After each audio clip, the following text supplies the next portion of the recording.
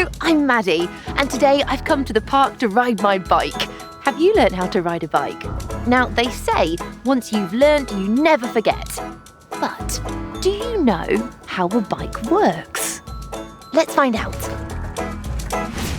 How does it work? A bike. When I ride my bike, I put my hands on the handlebars like this, and I put my feet on the pedals. And you can see that as I push the pedals, the wheels go round too, and this is what makes the bike move. But how do the pedals make the wheels go round? Well, that's thanks to something called the chain.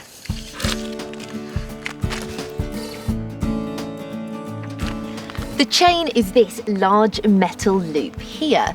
It's made of lots of smaller pieces of metal that are fixed together called links. The chain goes around this large metal cog, which is attached to the pedals, and you can follow it back to the smaller metal cog, which is attached to the wheel. But to see how the chain makes the bike move, we need to take a closer look. When you push the pedals with your feet, they turn the big cog in the middle of the bike round and round. The big cog has teeth all around the edge. And the chain links have little holes in. The holes hook onto the teeth.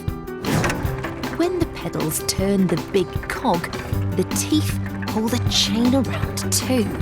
At the other end of the chain is a smaller cog. This one is attached to the back wheel. As the chain is pulled around the big cog by the pedals, the holes hook onto the teeth on the little cog, which turns the back wheel and pushes the bike along. This means we can go zooming along on our bikes. Whee! How clever is that?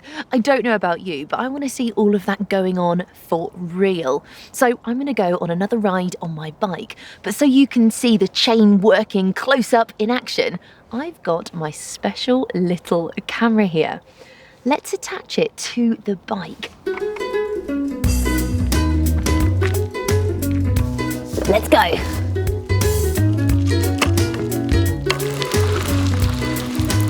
See my feet on the pedals turning the big cog. And look, can you see the chain moving? And the little cog that's turning the back wheel. Can you hear the sound of all the parts working together? Like clickety-click, clickety-click, clickety-click.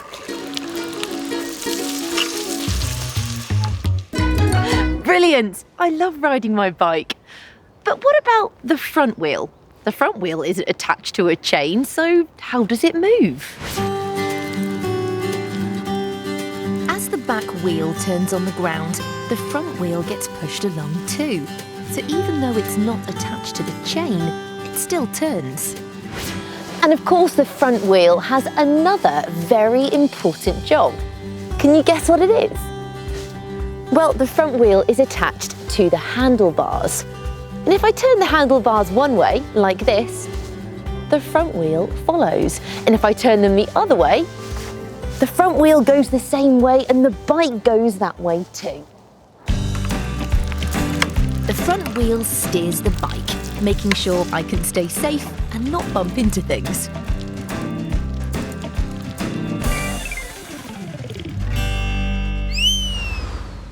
What was your favourite part about seeing a bike chain work?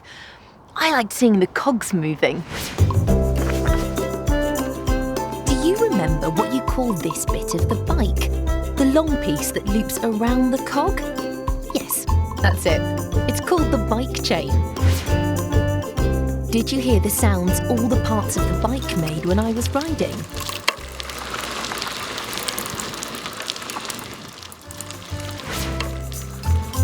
And did you see the way the pedals made the chain move and turn the bike wheel?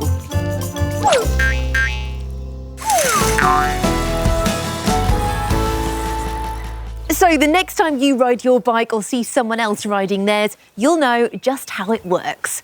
But there are so many other fun things to do outside. What do you like to do? I think being outside is a great place to play with a ball. There are lots of different types of balls. Beach balls to play with in the sand. Soft balls to play bat and ball. Small balls to roll along the ground. Balls to kick.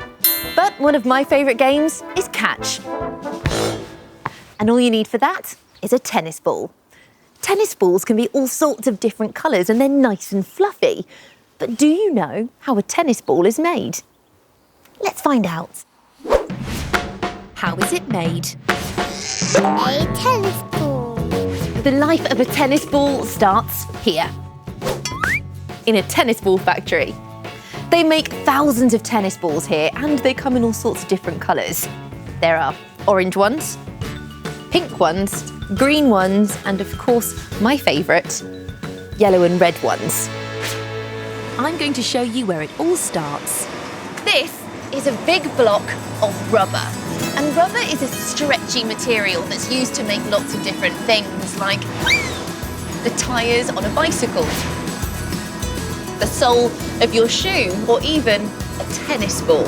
And rubber actually comes from the inside of a rubber tree. And it's sent to factories just like this one to be turned into lots of different things.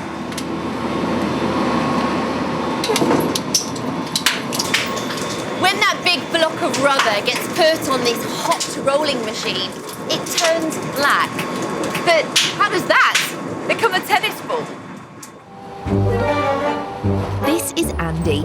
He works at the factory and he's going to mix up the rubber with some special ingredients to make it really strong and bouncy.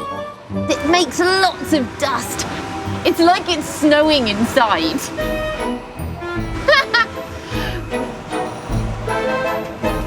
Let's go see what happens next.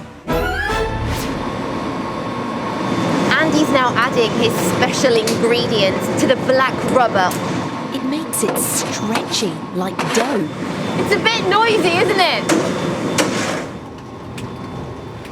Thank you. Wow.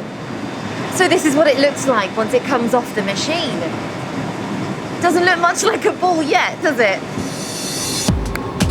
Rubber is very soft and bendy. And once Andy has fed those rolls of rubber into the machine, inside it's being squished together and pushed through a small hole. This turns the rubber into something called nuggets. And this is what they look like. Just the right amount of rubber to make half a tennis ball. So 2 nuggets will make 1 ball. When the rubber nuggets have cooled down, they are lined up in a big tray called a mould. This machine looks like a big face, doesn't it? You can see 2 eyes, a nose, and a big mouth. And look, our nuggets are being fed into the mouth of the machine. Can you guess what happens to the nuggets next? Inside the machine, the nuggets get pressed together by a heavy weight. It weighs the same as 3 lorries. How heavy is that? And can you hear the sound? It sounds like a steam train just chugging along.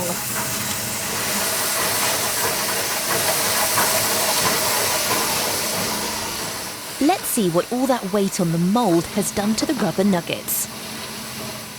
Wow, for the first time they're actually starting to look like balls, but they're half balls at the moment and you can't play anything with that. So we need to stick them together. And this machine will do just the job. It's another pressing machine.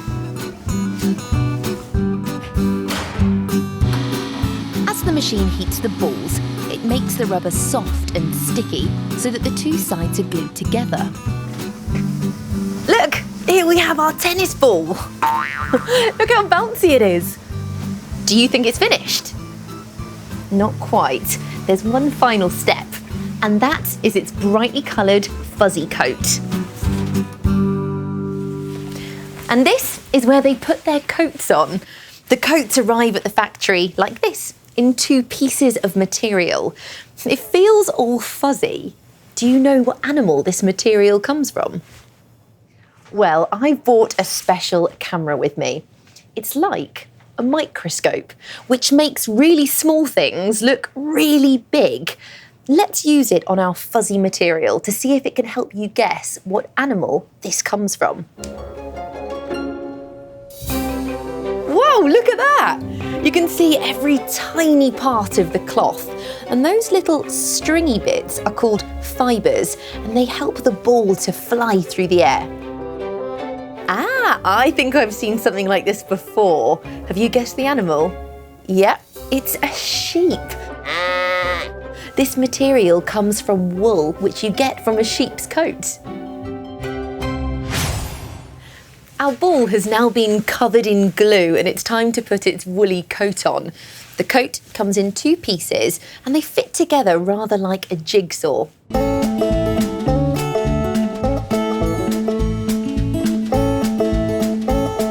And there we go, the ball is almost finished.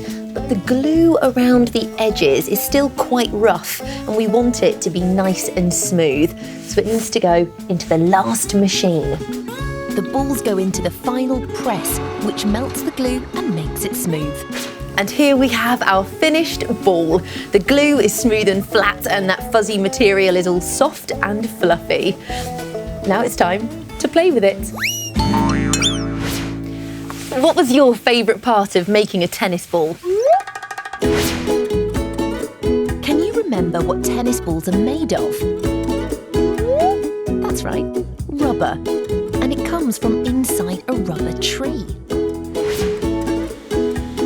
Did you hear the sound the machine made when it squashed the rubber nuggets into half balls?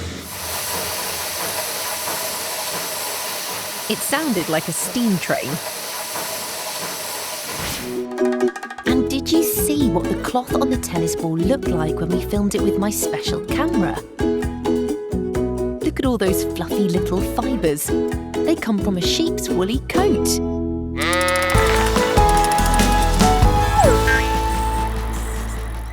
So the next time you play with the ball or go for a ride on a bike, you can tell everybody you know just how it was made and how it works. Anyone for a game of catch? See you next time.